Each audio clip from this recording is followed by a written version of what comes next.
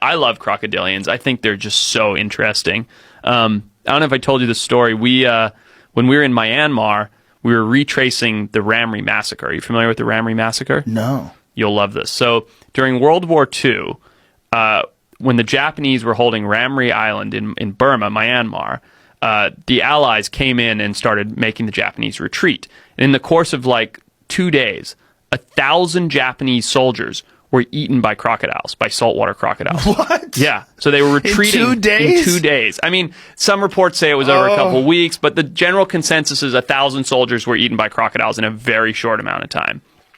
And it was this kind of perfect storm of situations where, because there were all these soldiers, they were eating all the prey. All the crocodiles were particularly hungry because of that. When the Allies pushed all the Japanese back into the swamps, they started screaming, and one scream would trigger all the others, just like all the crocodiles, to get into a frenzy, and it just wiped out this entire populace of people that ran through the swamp.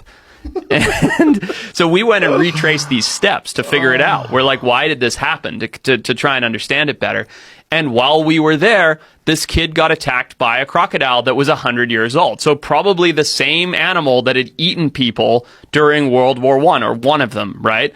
And we saved this kid's life. Like, we got to the village and he had just been pulled out from this croc attack. His arm was broken in like 25 places. He was torn up. He had lacerations all over his leg, his ankle, his arm. And how'd you get him out of the crocodile's mouth? We didn't. So he fought off the crocodile, basically, and then the buddy he was with fishing pulled him into the boat and got him back to the village. What a savage that kid is. He Totally. fought off a fucking crocodile? And a big one. How did he do it? We don't know. We were so focused on saving the kid because myself and one other guy had medical training, so we were stopping the bleeding and bandaging him up, and we had the only speedboat because we had to get to this island, and this is very, very remote. So we got this kid on the speedboat and got him back to a hospital, and he lived. I think he lost the arm, but he was just going to bleed out and die right there in the village. 100-year-old crocodile. There probably was one of the crocodiles that ate the Japanese people. During the Ramri massacre. Yeah. God damn.